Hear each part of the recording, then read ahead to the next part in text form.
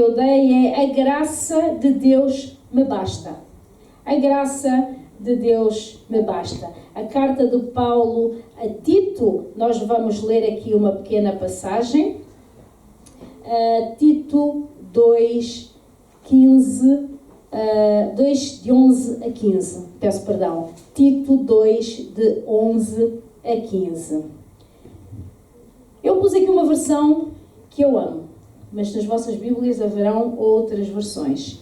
Eu costumo dizer que eu sou um pouco antiga e se vocês me ouvem falar aqui às vezes em versões mais recentes, etc., é porque para facilitar. Mas eu sinceramente aprendi muita coisa naquela nossa versão bíblica e que não deixa de ser atual ainda hoje, mesmo falando com palavras um pouco mais difíceis. Mas é a Bíblia, ela não passa, ela jamais vai passar, ela é atual em todo o tempo,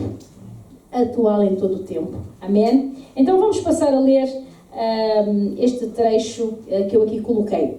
Porque quanto a graça de Deus se manifestou trazendo salvação a todos os homens, educando-nos para que, renegada a impiedade e as paixões mundanas, vivamos no presente século, sensata, justa e piedosamente, aguardando a bendita esperança e a manifestação da glória do nosso grande Deus e Salvador, Jesus Cristo, o qual a si mesmo se deu por nós, a fim de remir-nos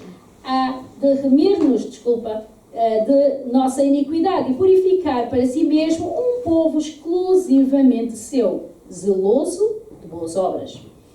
Diz essas coisas, exorta e repreende também com toda a autoridade. Ninguém te despreze. Até aqui a palavra de Deus. Nós vamos orar. Baixem as vossas cabeças. Querido Pai, muito obrigado, Senhor, por esta oportunidade que tu estás a dar-nos de ouvir a tua palavra. Muito obrigado, Deus, porque tu és Deus e Senhor. Tu és Rei neste lugar. Obrigado, Deus, por aquilo que tu vais falar hoje. Usa-me, Senhor, nas tuas mãos. Usa-me apenas como canal, Senhor. Usa-me, Senhor, para falar da tua palavra, aquilo que tu queres falar conosco, para todos nós hoje.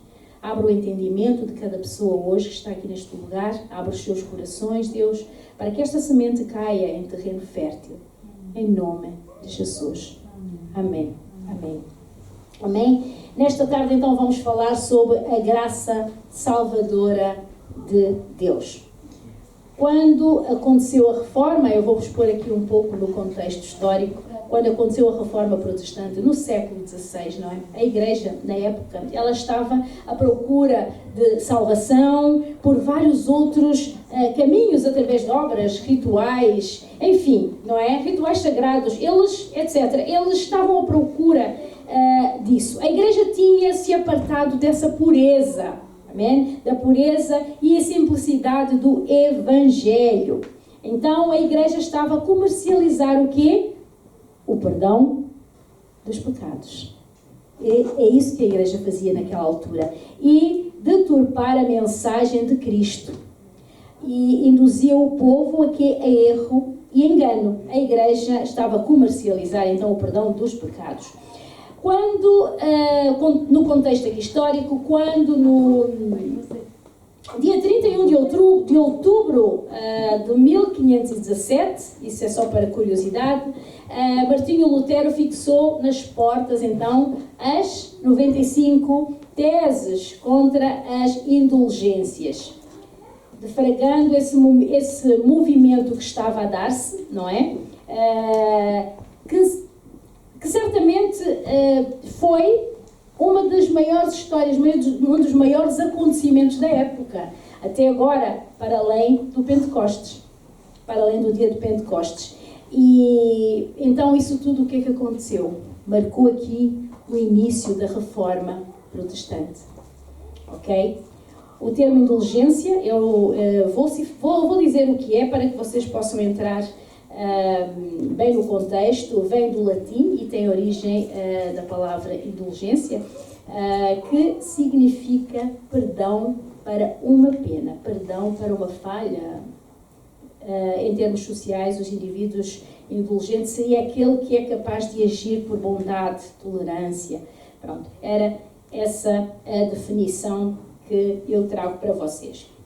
Então não foi o buscar de uma novidade, nem introduzir novas doutrinas, e sim, o que é que a reforma nos veio trazer? Veio retornar o cristianismo apostólico, mostrando a salvação. Ou seja, nós voltamos outra vez aqui ao caminho. Hoje nós vamos ver aqui esta passagem em que o apóstolo Paulo escreve a Tito. É assim que está correto. Ok? Tito já em Creta e Paulo estava naquela situação de sair de uma prisão para outra.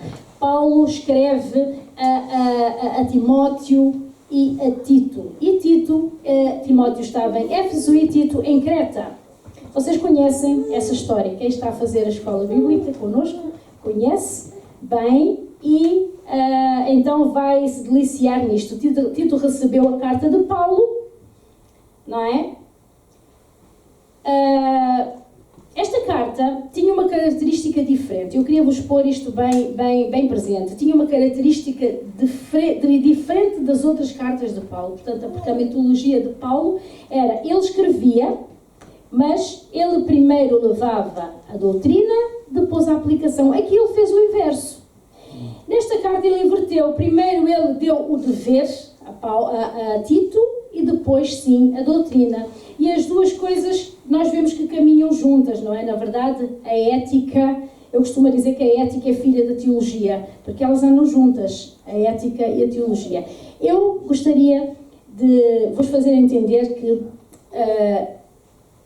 quando nós ensinamos aqui, nós gostaríamos que vocês percebessem um pouco mais da Bíblia, que vocês entendessem as histórias, o que aconteceu. Não eram meras histórias, eram factos, coisas que aconteceram, mas que vocês entendessem o que aconteceu, quem é Paulo, o que aconteceu, que carta é esta que ele escreveu, o que é que isto quer dizer. Então, o que nós vamos fazer é agarrar nesses versículos e vamos esmiuçá-los, ok? Que está na altura de começarmos a saber um pouco mais, amém? De nós começarmos a entrar nas histórias, nas coisas da Bíblia e tentar ser, não rasos, mas começarmos a ser um bocadinho mais maduros.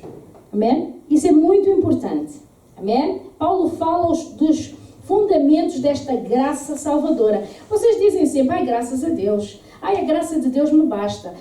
Eu quero a graça de Deus sobre mim. Mas sabem o que estão a falar? Sabem o que é esta graça? Pois hoje nós vamos descobrir.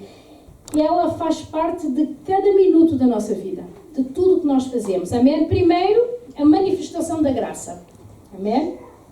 No versículo 11, porque a graça... No versículo 11, portanto, eu vou começar a parafrasear os versículos 1. No versículo 11, nós vimos dizer porque a graça de Deus se manifestou. Portanto, a palavra manifestou é uma das palavras que eu acho mais rica aqui no Novo Testamento, não é?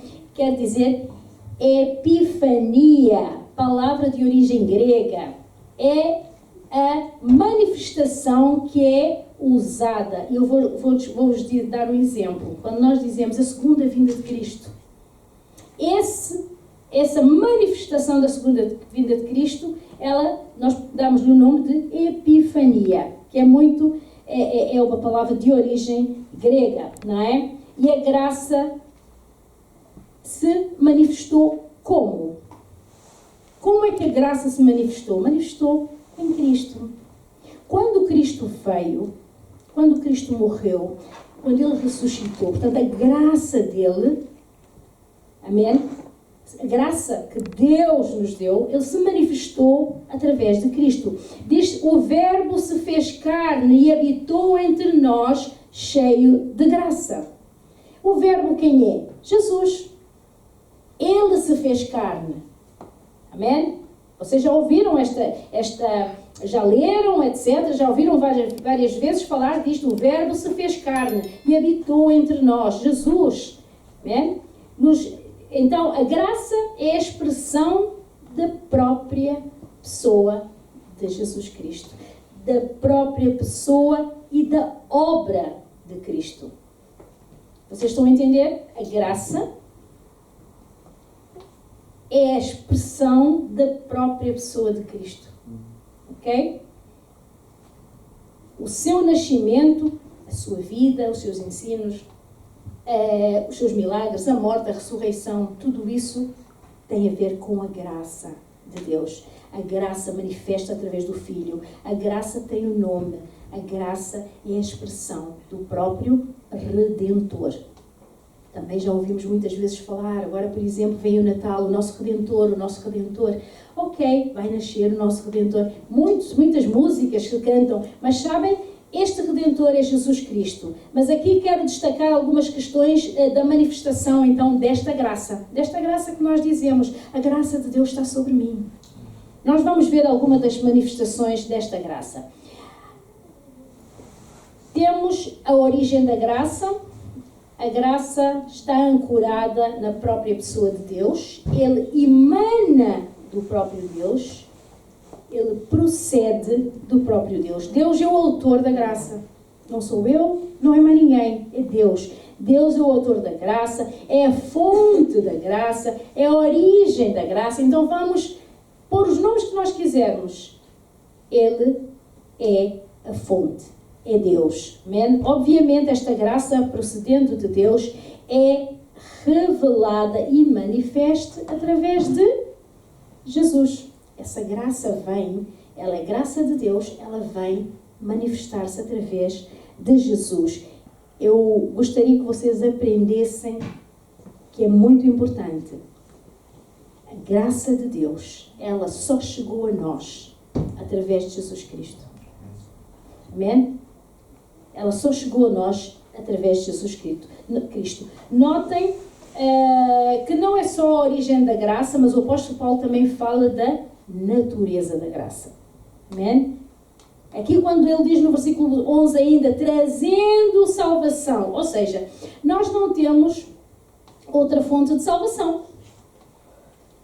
Vocês creem que há outra fonte de salvação? Pois a Bíblia diz que não, e eu creio que não há outra. E não há salvação nenhum se não for pela graça, e não há salvação nenhum se não for por um nome. O nome de Jesus. Jesus Cristo. Jesus Cristo. Ninguém vai ao Pai, ninguém tem esta graça se não for por Jesus. Ninguém tem salvação se não for pela graça que Deus deu através de Jesus a nós e pelo nome do seu Filho amado, Jesus Cristo. Não há outra possibilidade do homem ser salvo a não ser pela graça. O apóstolo Paulo é categórico e decisivo naquilo que ele diz. Nós vemos aqui em Efésios 2, 8 e 9, que fala um versículo que nós frequentemente dizemos, não é? Só pela graça, não é? Nós somos salvos mediante a fé, e isso não vem de vós. Há uma música que nós cantamos, e isso não vem de vós, é dom de Deus, não de obras, para que ninguém se glorifique ou se glorie, é isso, ok? Então, este versículo fala muito. É um dom de Deus. É um dom de Deus. Só pela graça nós somos salvos.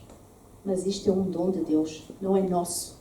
Amém? Então, o que é a graça? Ou como entender esta graça? Certo professor, vou contar aqui uma história.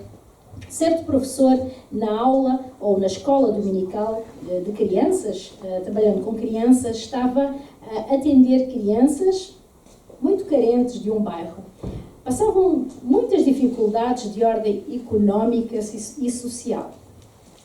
Essas crianças vinham até ele todos os domingos. O professor ensinava a palavra de Deus. Mas Uma das crianças chamava muita atenção, era mais carente e não só tinha muito menos possibilidade económica, era visto por causa das roupas, vinha descalço, não tinha sapatos, enfim. Um dia o professor decidiu comprar roupas, sapatos, material escolar e até brinquedos. O professor andou em direção à casa do rapaz, obviamente o rapaz não sabia que aquilo tudo era para ele.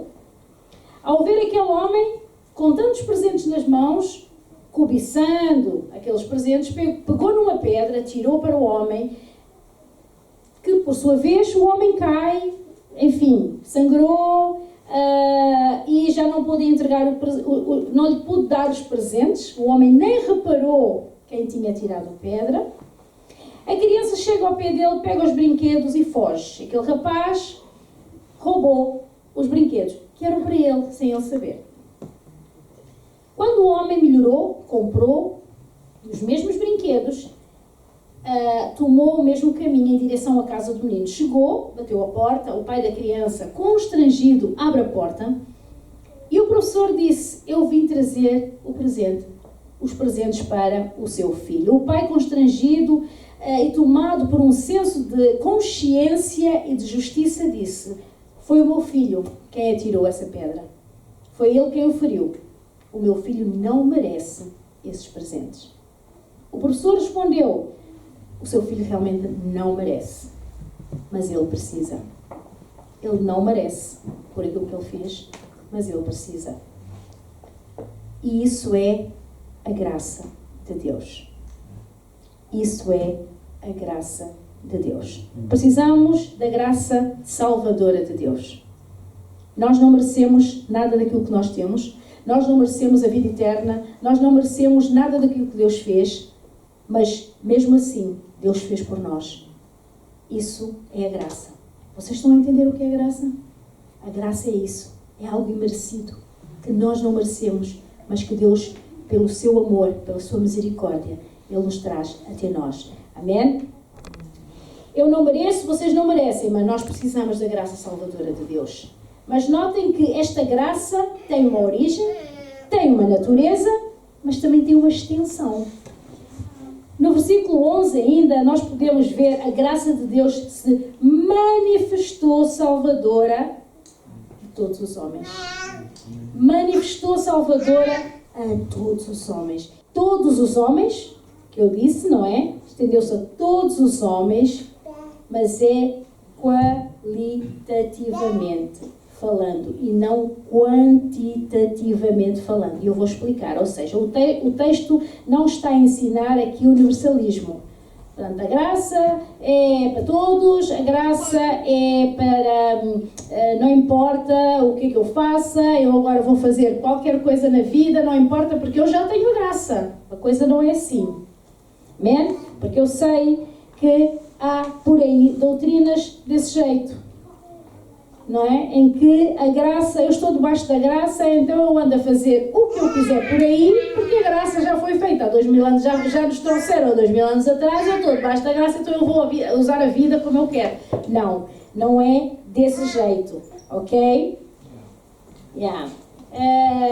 Ou seja, o texto não está a ensinar universalismo, o texto não está a dizer, o texto não está a dizer que todas as pessoas sem exceção serão salvas pela graça. Não é isso que Deus está a dizer aqui. Não, o texto está a dizer. Mas todas as pessoas sem acepção. São palavras distintas. A acepção serão salvas pela graça. Todas as pessoas sem acepção. São completamente duas palavras diferentes. O contexto aqui no capítulo 2 está a falar para vários tipos de pessoas. Está a falar para vários tipos de pessoas. Está a falar para homens, mulheres, idosos, crianças, jovens, enfim. Aqui diz que não importa se é homem ou mulher, se é jovem ou velho, se é rico ou pobre. Essa graça abrange. Não importa. Amém? Não importa se é rico ou pobre, se é patrão, se é servo, analfabeto ou não. A graça de Deus se manifestou salvadora a todos os homens, sem exceção. Sem exceção. E essa é a bênção do Evangelho. Essa é a bênção do Evangelho. A graça está disponível para todos aqueles que aceitarem Jesus como Senhor e Salvador, que Cristo morreu por eles e que comprou com o seu sangue. Amém? Isso é de Deus. Isso é da parte de Deus para nós hoje. Esta é a graça. Jesus morreu por nós. Amém? Ele morreu por esta graça. Ele morreu para nos dar esta graça. Amém? Então, esta é a verdade preciosa e da manifestação da graça de Deus.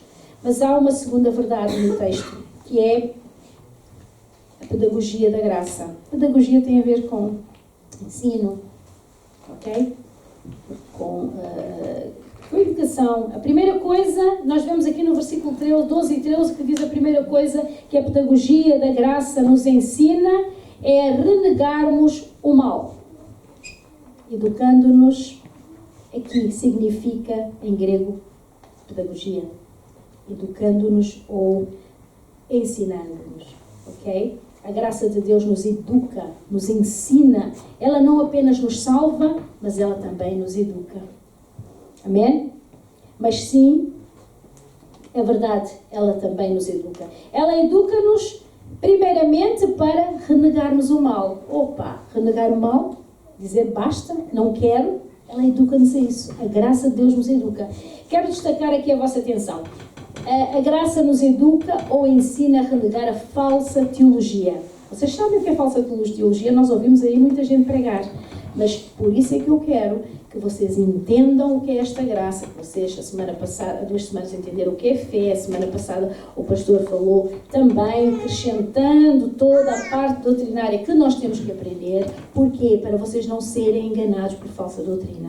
Não podemos ser enganados por falsa doutrina, ok? Falsa teologia, educando-nos para renegar a impiedade. E a palavra impiedade aqui traz a ideia da tua relação, não com o homem, mas a nossa relação com Deus. Ok? Aqui a impiedade fala da nossa relação com Deus. A graça de Deus capacita-te a teres discernimento, a abandonar o caminho do erro, a abandonar a teologia errada, a abandonar a falsa doutrina, a abandonar todos os conceitos distorcidos que se apartam da palavra de Deus. Ou seja, aqui mostra que nos tira do caminho do mal. Quando vem alguém com alguma falsa teologia, com tentar enganar-nos ou querer levar-nos para alguma coisa que nós temos o conhecimento que é errado, nós não vamos. Porque a graça de Deus que está sobre nós, ela nos ensina, ela traz-nos discernimento dentro de nós para que nós possamos ver onde é que está o bem e o mal. O que é errado, para não embarcarmos no erro. Ok? Então a graça de Deus educa-nos ou ensina-nos a rejeitar a doutrina errada. E é a doutrina certa que te irá levar a um relacionamento com Deus, aquele relacionamento certo. Amém? Essa é a ideia. É negar a impiedade. Tudo o que é irreverente, tu abandonas. Amém? Tu abandonas tudo aquilo que é contra aquilo que Deus diz. Tu abandonas tudo aquilo que é contra a palavra de Deus. Amém? Tu abandonas tudo o que conspira contra a verdade. Amém? E a santidade de Deus. Isso é impiedade. E isso nós temos que aprender. Esta palavra, hoje já aprendemos várias palavras. Impiedade tem a ver com isso. A graça de Deus nos educa ou ensina a renegar a falsa ética. Também existe a falsa ética. Amém? Educando-nos para que, renegadas a impiedade, as paixões mundanas. O que são paixões mundanas? Mundanas tem a ver com o mundo, tem a ver com... Quando eu falo mundo, não significa que sejam todas as pessoas. As paixões mundanas são as coisas que nós vemos que não se fazem, que não está escrito na palavra de Deus, mas que as pessoas as praticam. São paixões mundanas. A impiedade vai produzir O comportamento errado, a teologia errada, vai produzir. A teologia e a ética andam juntas. Estas são frases que eu escrevi chaves para vocês entenderem. Quando alguém abraça a impiedade, o que irá acontecer em seguida serão paixões mundanas. Amém? É por isso que o apóstolo Paulo diz que a ira de Deus se revela do céu contra toda a impiedade e perversão. A ira de Deus se revela. Amém?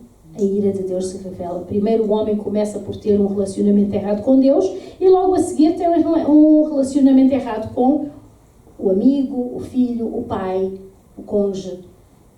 Se nós temos um relacionamento errado com Deus, nós nunca vamos ser fiéis à pessoa que está ao nosso lado. Isso é verídico. Amém? É impossível alguém ter uma teologia errada e ter uma vida santa. É impossível alguém ter uma teologia errada e ter uma vida santa.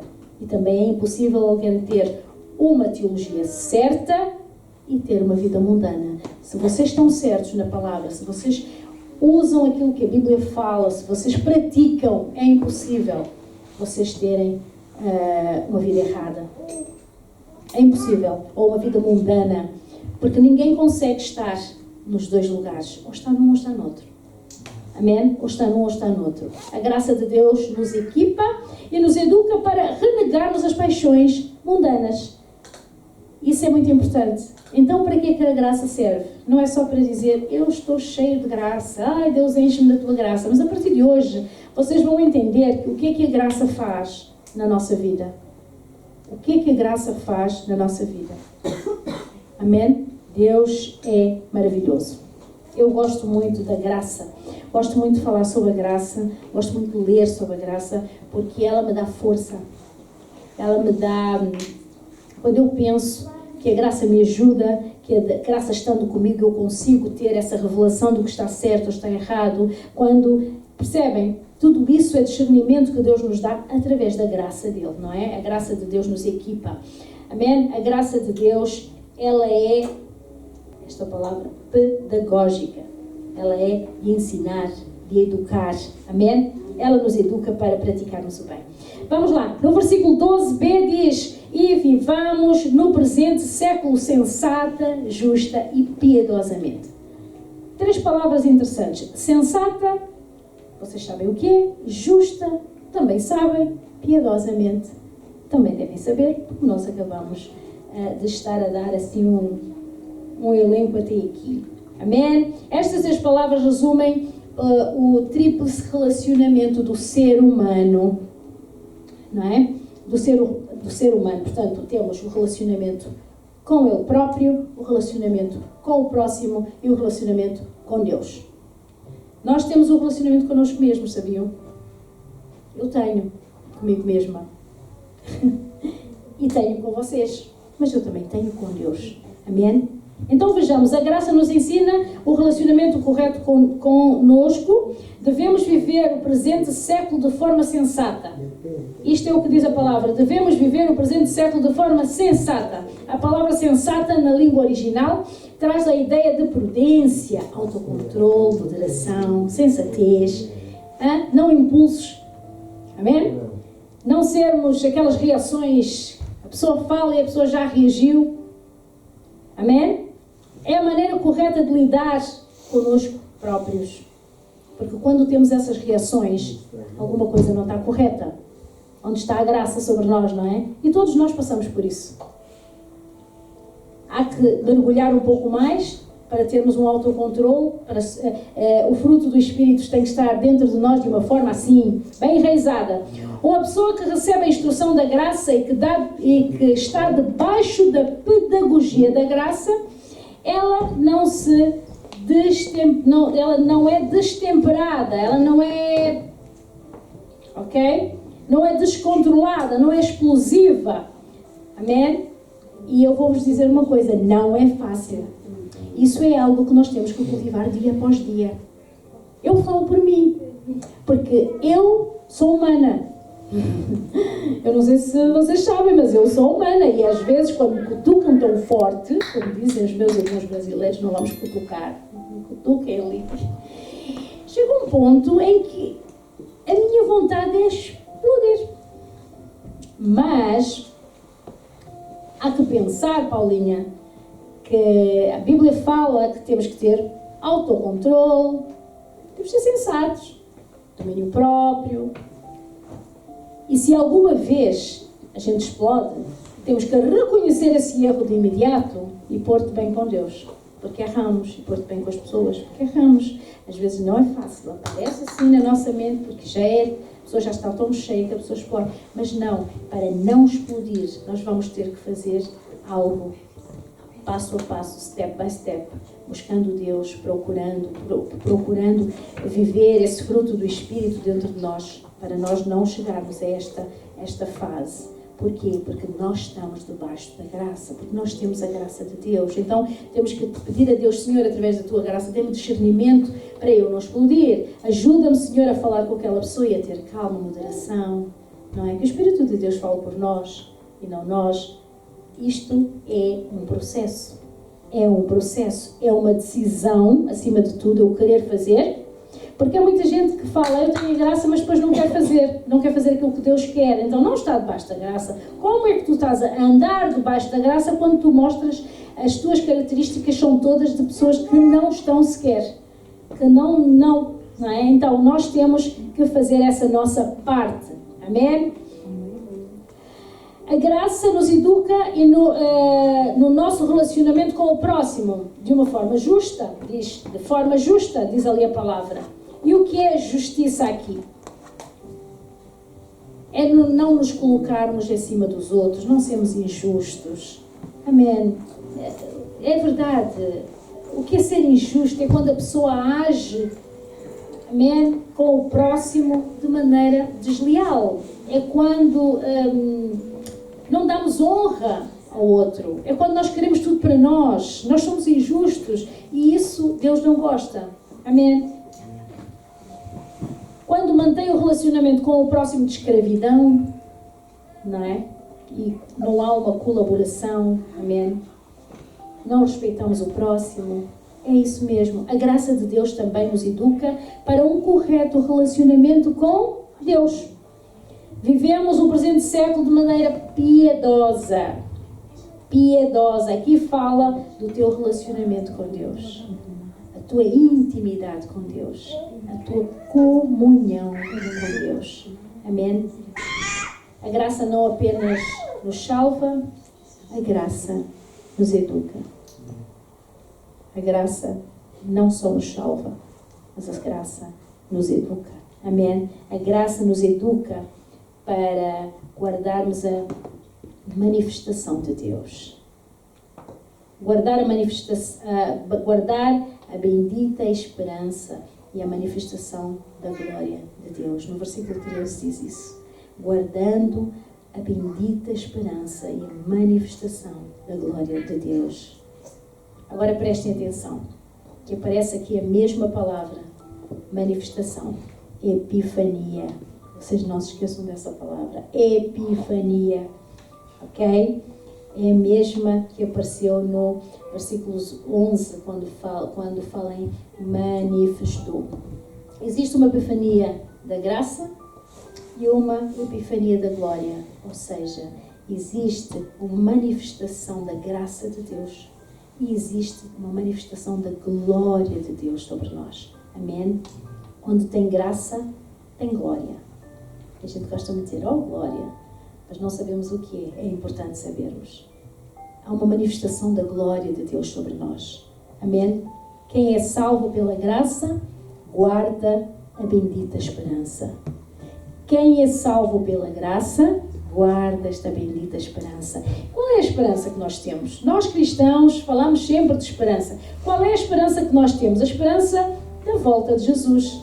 Opa! Nós ficamos sempre acesos para ver quando é que Jesus volta para a gente ir reinar com Ele. Quando é que falamos muitas vezes disso? Quando estivermos na glória, vivendo com Ele. Ok, esta esperança É esta que eu estou a falar, de estarmos com Ele para sempre, a esperança de reinarmos com Ele para toda a eternidade.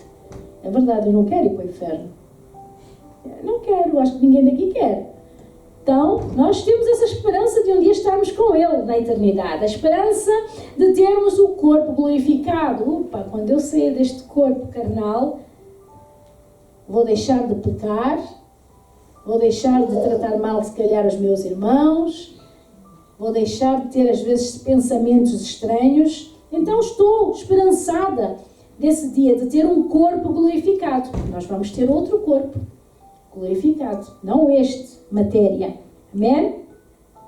Que é semelhante ao de Jesus. A esperança de que o pecado que já foi vencido, mas ainda habita em nós, pela carne pecaminosa que temos, um dia não reine e nem habite mais em nós.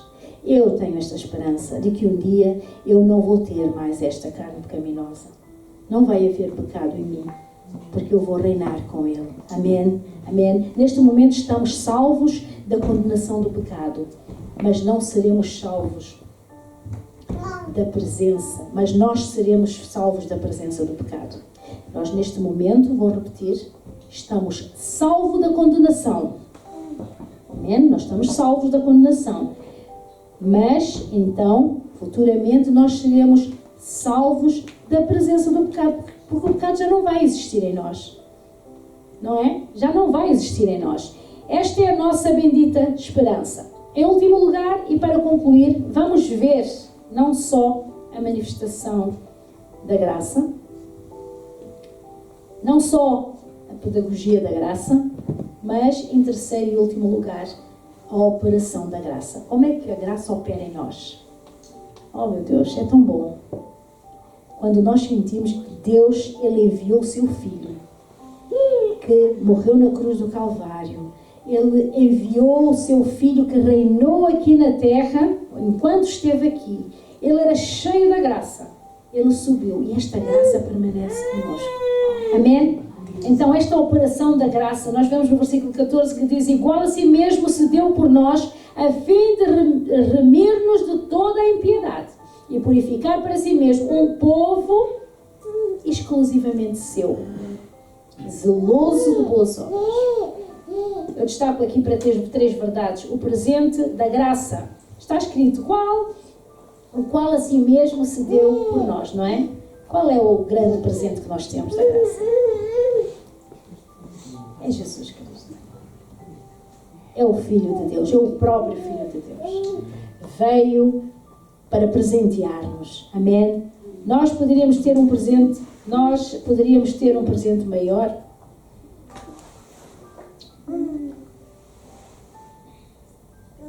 Pensando nós aqui como terrenos, podia ser um grande carro, mas eu vou-vos dizer uma coisa, podia ser, seja lá o que for, cada um passe na sua cabeça. Não há presente maior do que Jesus Cristo. Ele é o maior presente. Ele não é uma coisa, ele não é um carro, não é um telemóvel, não é uma casa, não é uma mansão, não. Ele é o próprio Deus que se deu para nós. Amém? A Bíblia diz que Deus amou o mundo de tal maneira que deu o seu único Filho, o seu Filho unigênito, para que todo aquele que nele crê não pereça, não morra, mas tenha a vida eterna. Amém? Mas aqui o texto está a dizer que o próprio Jesus, Ele se deu por nós. O próprio Jesus, Ele se deu por nós. Ele não veio ao mundo contra a sua vontade. Ele não veio aqui porque, em forma de mártir. Não, ele agora morreu. Não, ele não foi nada disso. Ele não veio contra a vontade. Nem porque sucumbiu ao poder de Roma.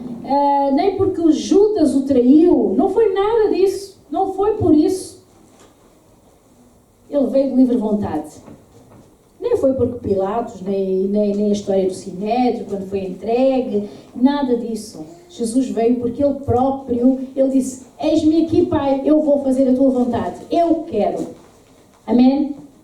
Eu quero. Então daí a graça. Ele deu voluntariamente a sua vida por nós.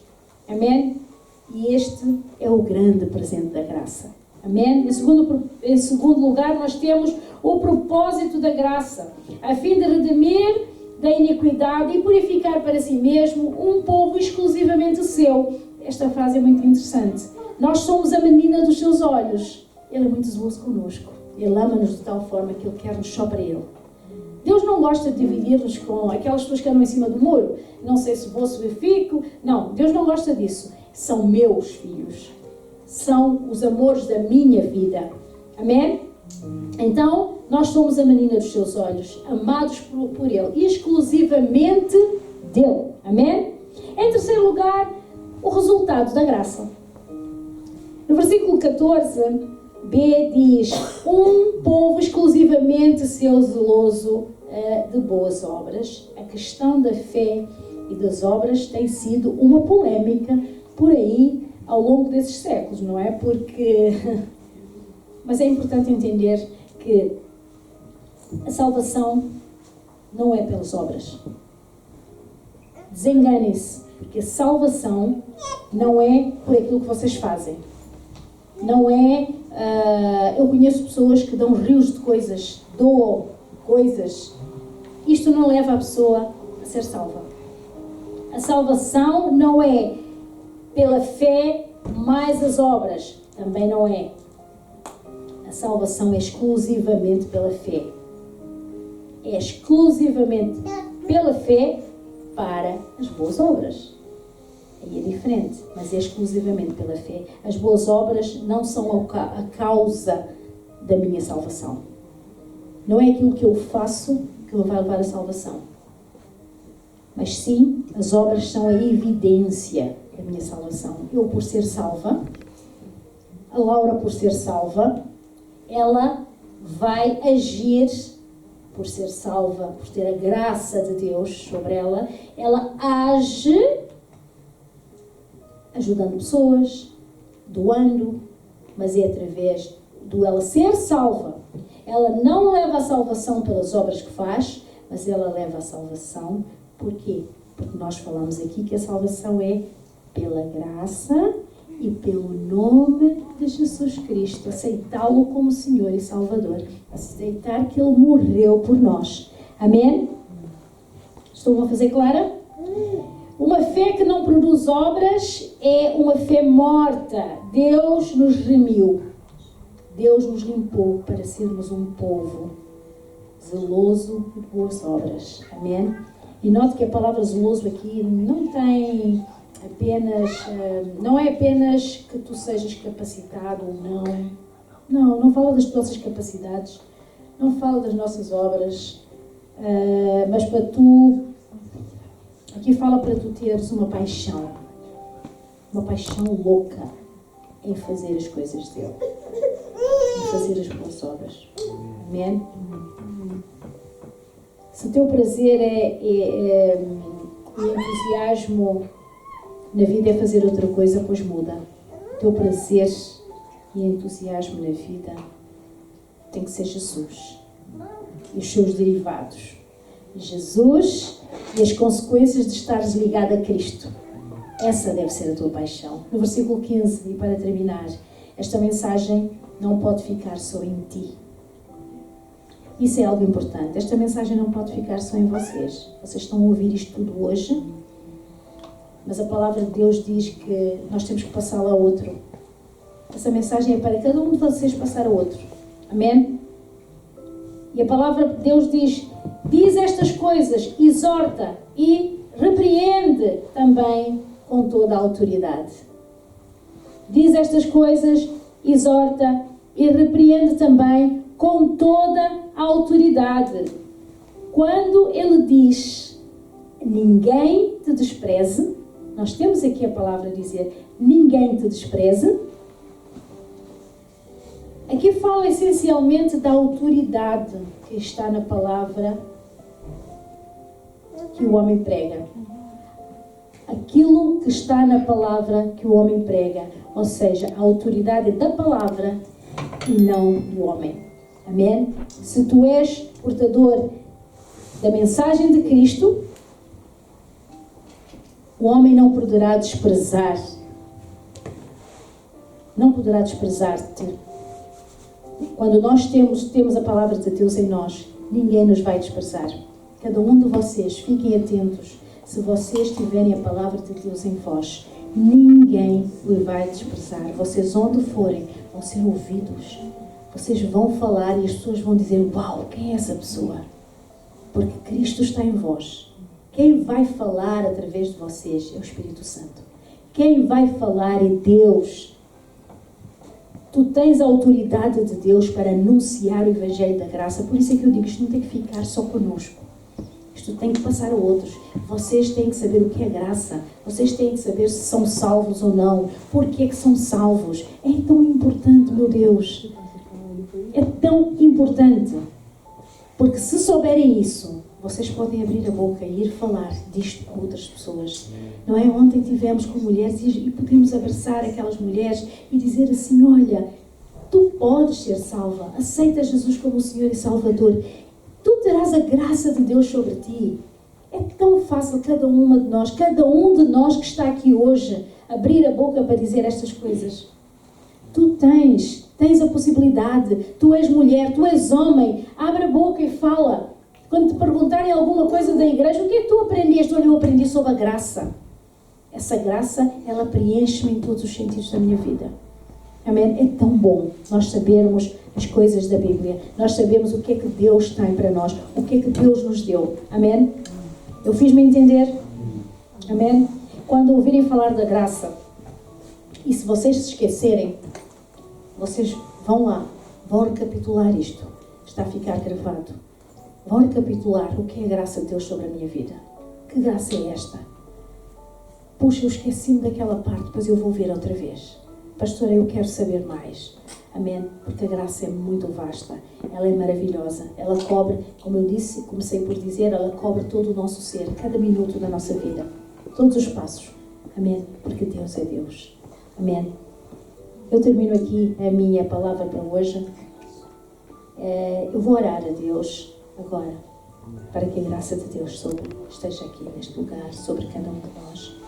E se alguém duvida que tenha, que Deus possa confirmar. Amém? Se alguém não aceitou Jesus, falo agora para casa, porque eu sei que estarei sendo vista e ouvida. Falo para as pessoas que me vão ouvir.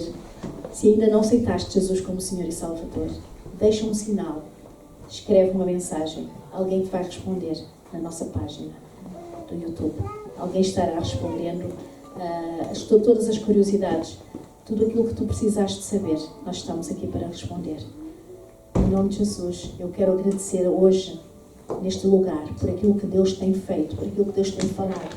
Senhor, eu oro, Senhor, para que tu possas dar discernimento a cada pessoa que está aqui agora, Pai Santo, e todos os que me forem um dia ouvir lá em casa. Deus, que tu possas dar discernimento às pessoas, Pai, para que ao ouvirem a tua palavra, elas possam crer e aceitar-te como Senhor e Salvador. Eles possam crer e acreditar confiantemente, na plena certeza de que tu és Senhor, de que tu vives, de que tu reinas. Pai, muito obrigado, Deus. Obrigado por aquilo que tu tens feito. Obrigado, Senhor, porque nós somos mais do que vencedores. Somos vitoriosos, porque temos a tua graça em nós. Obrigado, Senhor. É um privilégio, Pai, ser tua filha. É um privilégio, Deus, poder estar aqui. É um privilégio, Senhor, poder compartilhar a tua palavra. Senhor, é um privilégio, Senhor, receber de ti a cada minuto. Obrigado, Deus. Em nome de Jesus. Amém.